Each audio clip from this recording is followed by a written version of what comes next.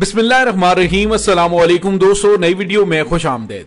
दोस्तों, गुज़िश्ता रोज मीडिया पर एक बड़ी अहम खबर ब्रेक हुई और वो ये थी कि इराकी वजीर आजम के घर पर एक ड्रोन से तबाहकुन हमला हुआ है, लेकिन उस हमले में इराकी वजीर आजम बाल बाल बच गए। दोस्तों, इराक में होने वाले इस हमले के बाद इराकी शहरियों में काफी ज्यादा खौफ व हरास पाया जा रहा है और अमेरिका की जानिब से उस हमले की तहकीकात के हवाले से ऑफर भी की गई। लेकिन दोस्तों, यहाँ पे आपको ये बताते चले कि जो हकायक सामने आ रहे हैं वो बहुत ज्यादा चौंका देने वाले हैं। दोस्तों, इस वक्त इराक में सियासी तनाव भी मौजूद है क्योंकि पार्लिमानी इंतखाबात में होने वाली मुबैना तौर पर धांधली है। दोस्तों, दूसरी जानिब आपको ये बताते चले कि इराक की हुकूमती एहलकारों का कहना है कि मुल्क के वजीर आजम की रिहाइश गाह पर किया गया ड्रोन हमला एक ईरान नवाज ग्रुप की कारस्तानी है। उन एहलकारों ने उस ग्रुप का नाम बताने से इनकार किया। इराक की सलामती के इदारों का कहना है कि इराक के हमसाया मुल्क ईरान की जानिब से 7 नवंबर को किए गए हमले की पुष्पनाही का इम्कान बहुत ही कम है, लेकिन अंदरून इराक सरगर्म ईरानी नवाज ग्रुपों में से किसी एक ने ये कार्रवाई की है। लेकिन दोस्तों, अब जो हकायक सामने आए हैं उसने सबको चौंका कर रख दिया है। दोस्तों, यहाँ पे आपको ये बताते चलें कि बगदाद के ग्रीन जोन, जिसे किसी जमाने में मुल्क की कौमी सलामती के तहफ्फुज का मरकज कहा जाता था, एक फितना अंगेज और जासूसी का मरकज बन चुका है।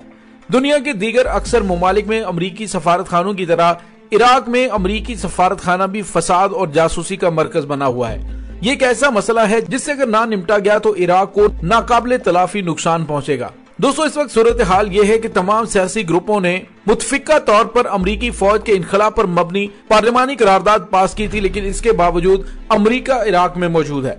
दोस्तों, ग्रीन जोन का इलाका जहां पर अमरीकी सफारत खाना है, ये तकरीबन 10 किलोमीटर तक फैला हुआ इलाका है जो शहर के मरकज में करख नामी मोहल्ले में है और इस इलाके में अहम हुकूमती इदारे, अमरीका और बरतानिया के सफारत खाने और इराक में बाकी बच जाने वाली चंद कौमियती फोर्सेज मौजूद है।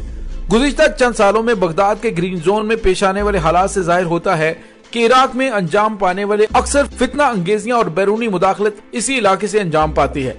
दोस्तों, आप मुतअद्दिद मरतबा ये खबरें सुन चुके हैं कि ईरान के ग्रीन जोन के इलाके में रॉकेट हमला हुआ है, लेकिन वहां पर किसी किस्म का कोई नुकसान नहीं हुआ।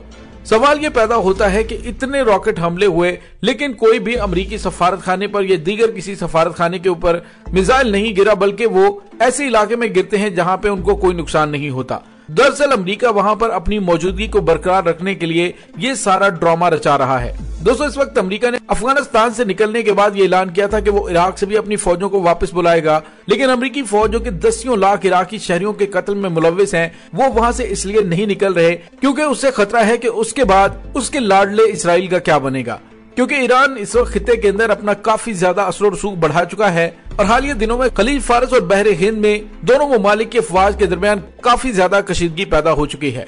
दोस्तों, इतवार के रोज इराकी वजीर आजम मुस्तफा अल काज़मी पर बगदाद के ग्रीन जोन में नाकाम कातिलाना हमले की खबर सामने आई तो मुल्क के मौजूदा हालात के तनाजुर में ऐसा दिखाई देता है कि इस नई साजिश के पीछे मुख्तलिफ किस्म के मकासद कार फरमा है। पहला मकसद ये हो सकता है कि बदअमनी फैलाकर इस मुल्क में अपनी फौजी मौजूदगी यकीनी बनाने की अमरीकी कोशिश।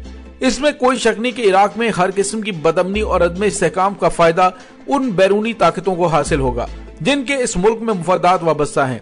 तकरीबन 2 साल पहले इराकी पार्लियामेंट ने मुल्क से अमेरिका के जल्द अज जल्द फौजी इनखला पर मबनी बिल मंजूर किया था, जिसके बाद से इस मुल्क में बदअमनी और अदम इस्तेहकाम फैलाने की कोशिशें की जा रही हैं। मुस्तफा अल काज़मी पर कातिलाना हमले का ढोंग रचाने का दूसरा मकसद अवाम में अपनी महबूबियत बढ़ाकर इक्तदार में ज्यादा अरसे तक विराजमान रहने की कोशिश भी हो सकता है।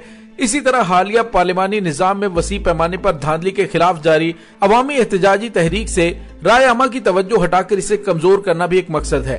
दोस्तों, इराक के बाद मगरिब नवाज सियासी धड़ों की जानिब से खबर सुनते ही फौरन उसकी मजम्मत में बयान जारी करना और इस्लामी मुजाहमती ग्रोहों पर उसका इल्जाम आयद करना और ईरान को उसका जिम्मेदार ठहराना इस ड्रामेबाजी का भांडा फोड़ देने के लिए काफी है। इस वक्त पार्लिमानी इलेक्शन में धांधली के खिलाफ अवामी एहतजाज जोर पकड़ता जा रहा है और इस एहतजाजी तहरीक का जोर तोड़ने के लिए ऐसा शोशा उड़ाए जाने की खास जरूरत महसूस की जा रही थी। इराकी वजीर आजम पर कातिलाना हमले के ड्रामे का एक और मकसद इस्लामी मुजाहमती ग्रोहों पर इल्जाम आयद करके उन पर दबाव बढ़ाना। इसमें कोई शक नहीं कि अमेरिका इराक में अपनी फौजी मौजूदगी और शैतानी अहदाफ के हुसूल में इस्लामी मुजाहमती ग्रोहों को सबसे बड़ी रुकावट समझता है। लिहाजा इस बार उन्होंने ऐसा ही ड्रामा रचाने की कोशिश की है जो कई साल पहले लिबनान में हिजबुल्लाह लिबनान के खिलाफ लिबनानी वजीर आजम रफीक हुरैरी की टारगेट किलिंग करके रचाया गया था। उस वक्त भी रफीक हुरैरी के कत्ल का इल्जाम फौरन हिजबुल्लाह लिबनान पर आयद कर दिया गया, लिहाजा ये अमेरिका और उसके इत्तेहादियों की इस्लामी मुज़ाहमती ब्लॉक के खिलाफ एक इंतहाई गहरी साजिश है जो माजी की साजिशों की तरह नाकाम हो जाएगी। दोस्तों, इस वक्त इराकी पार्लियामेंट की जानिब से जोर दिया जा रहा है कि खित्ते से अमेरिका जल्द अज जल्द निकल जाए, लेकिन अमेरिका इराक में अपनी मौजूदगी को बरकरार रखने के लिए ये सारा ड्रामा रचा रहा है कि देखें कि यहाँ पे अभी तक दहशतगर्दी मौजूद है और हमारी अफवाह का यहाँ पे रहना जरूरी है। दोस्तों, अगरचे इराक में कुछ अरसे से तकफीरी दहशतगर्द ग्रोथ दाइश के शर से निजात पा चुका है, लेकिन ऐसा लग रहा है कि ये मुल्क बदसूर सियासी और सिक्योरिटी बहरान की लपेट में है।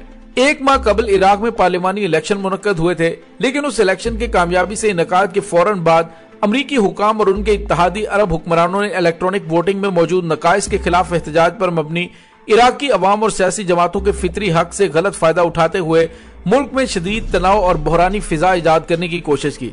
अलबत्ता इस कोशिश में नाकामी का वो शिकार हुआ और अब एक और ड्रामा शुरू किया गया कि इराकी वज़ीर-ए-आज़म मुस्तफा अल-काज़मी के टारगेट किलिंग का ढोंग रचाया गया और इस पर भी फौरी तौर पर अंदरूनी और आलमी सतह पर शदीद रद्द-ए-अमल ईरान के खिलाफ आया है। दोस्तों, याद है कि ईरान और अमेरिका की 2015 के जोहरी मुआहदे में वापसी के हवाले से जो डेडलॉक है उसमें 1 महीना रह गया है। उसके बाद ईरान ने ऐलान कर रखा है कि ना तो फिर वो अपने जोहरी प्रोग्राम को रोकेगा और ना ही जोहरी तवानाई के हवाले से आलमी एजेंसी को अपनी एटमी लेबोरेटरीज का विजिट करने देगा। दोस्तों, इस तमाम सूरत हाल के अंदर अमेरिका को लग रहा है कि अगर वो खिते से निकल गया तो ईरान का इतना असर और सूख बढ़ जाएगा कि इसराइल उसका मुकाबला नहीं कर पाएगा।